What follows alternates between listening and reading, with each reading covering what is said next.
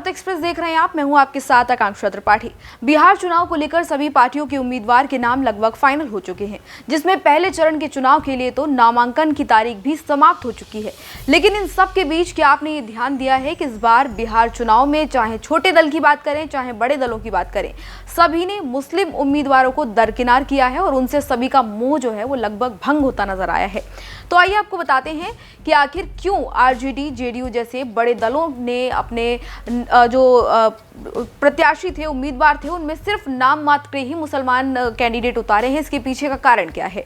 तो बिहार में चुनाव को लेकर पहले चरण के नामांकन दाखिल करने की समय सीमा समाप्त हो चुकी है, लेकिन पहले चरण के चुनाव के प्रतिष्ठित जो पार्टियां हैं उनके अगर नामों के प्रत्याशियों के नामों के ऐलान की लिस्ट जो है उसको देखी जाए तो उस लिस्ट में आपको मुस्लिम कैंडिडेट बहुत कम दिखाई देंगे। उसमें मुस्लिम प्रत्याशियों की संख्या बेहद कम है, जो कि राज्य की आबादी अगर देखी जाए मुसलमानों की, उसके हिस्सेदारी के हिसाब से काफ़ी कम है।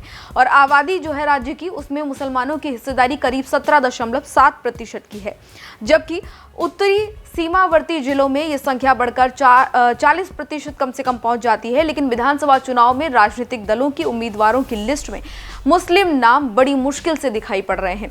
अभी तक किसी भी राजनीतिक दल ने राज्य के 443 विधानसभा सीटों के लिए 4 से ज़्यादा मुस्लिम प्रत्याशियों की घोषणा अभी तक नहीं की है।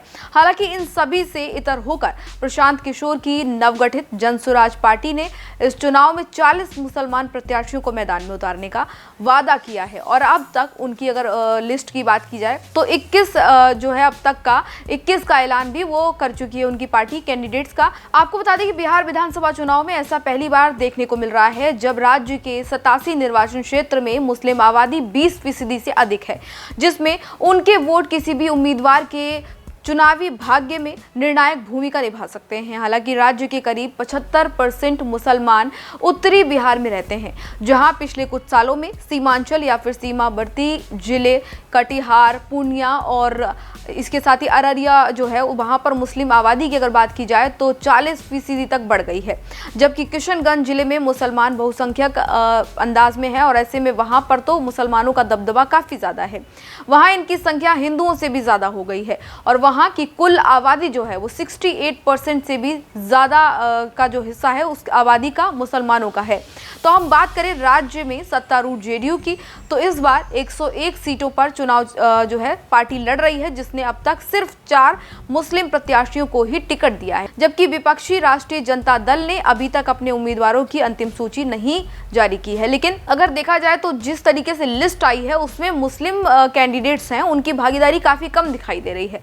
लेकिन अगर बात की जाए और पार्टियों की भी तो उनका भी इसी तरह का रुझान देखने को मिल रहा है, ज़्यादा कोई इंटरेस्टेड नहीं है मुसलमान कैंडिडेट्स को उतारने में। तो ऐसे में ये जो है चर्चा का विषय बना हुआ है, इसके पीछे की वजह क्या है? जनता दल ने भी उम्मीदवारों की जो है अंतिम सूची जारी नहीं की, लेकिन उसने अब तक जो है सिर्फ 3 मुसलमानों को ही टिकट दिया है, जिसमें पूर्व सांसद मोहम्मद शहाबुद्दीन के बेटे ओसामा साहब हैं। इसके साथ ही रघुनाथपुर निर्वाचन क्षेत्र से यूसुफ सलाहुद्दीन और इसके साथ ही सिमरी बख्तियारपुर सीट से मोहम्मद इजराइल को जो है टिकट उन्होंने दिया है।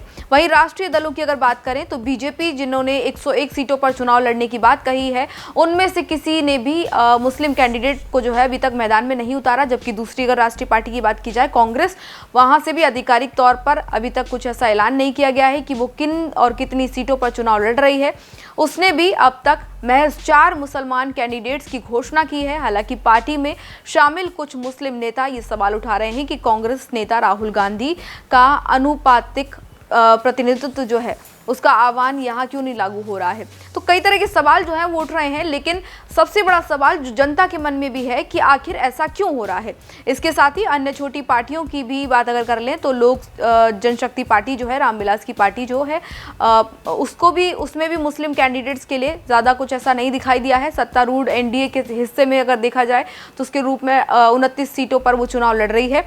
उनकी ओर से सिर्फ एक ही मुस्लिम कैंडिडेट को उतारा गया है, मोहम्मद कलीमुद्दीन को मैदान में उन्होंने उतारा है। कलीमुद्दीन पूर्वोत्तर बिहार की बहादुरगंज सीट से अपनी किस्मत आजमा रहे हैं। अब देखना ये दिलचस्प होगा कि आगे जो जिस तरीके से चरण आने वाले हैं और जो आगे भी लिस्ट जारी होंगी, क्या उनमें कोई मुस्लिम कैंडिडेट कोई पार्टी उतारने वाली है या नहीं, क्या मुस्लिम कैंडिडेट्स पर कोई और दूसरी पार्टी भरोसा जताएगी या नहीं, क्योंकि जिस तरीके से हमने आपको समीकरण बताया उसके हिसाब से बिहार में मुस्लिम आबादी अच्छी खासी है कुछ जिलों में, तो वहां पर वो निर्णायक भूमिका में है।